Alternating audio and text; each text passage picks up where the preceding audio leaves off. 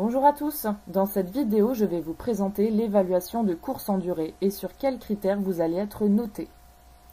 Tout d'abord, pour l'évaluation, tu vas devoir choisir un mobile, suivre un entraînement imposé, construire ton échauffement et ton entraînement et assurer le rôle de coureur et de coach observateur. Mais avant de préciser tout cela, je vais vous rappeler tout ce que vous avez appris pendant le cycle.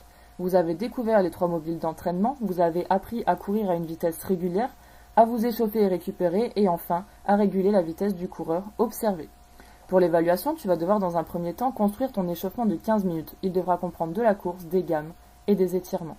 Ensuite, tu vas devoir choisir un mobile d'entraînement parmi les mobiles 1, sportif, le mobile 2, santé ou le mobile 3, affinement de la silhouette.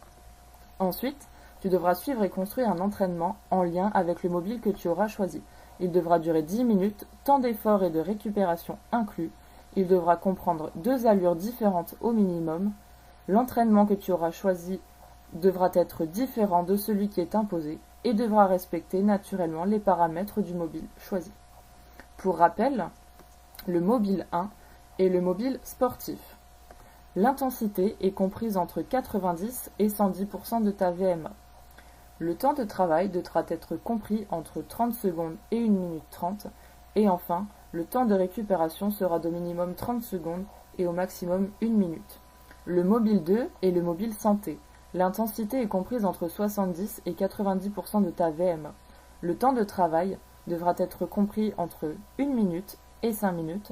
Et enfin, le temps de récupération sera d'au minimum 1 minute et au maximum 2 minutes.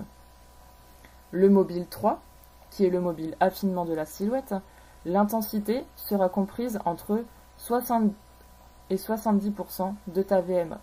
Le temps de travail devra être de 5 minutes et plus. Enfin, le temps de récupération sera au maximum de 30 secondes car c'est un mobile où les efforts sont légers et ne nécessitent pas de récupérer longtemps. Lors de cette évaluation, tu seras noté sur une partie conception et une partie réalisation. La partie conception comprend l'échauffement sur 2 points et ton entraînement sur 8 points. La partie réalisation comprend l'échauffement sur 2 points, ta régularité sera notée sur 6 points, et enfin, le rôle de coach observateur sur 2 points. Pour résumer, le jour de l'évaluation, tu devras choisir un mobile, construire ton échauffement et ton entraînement, réaliser l'entraînement imposé et ton entraînement avec les conseils de ton coach observateur, et enfin, observer et donner des conseils à ton binôme. Voilà, cette vidéo est terminée, je vous souhaite un bon courage et on se retrouve la semaine prochaine.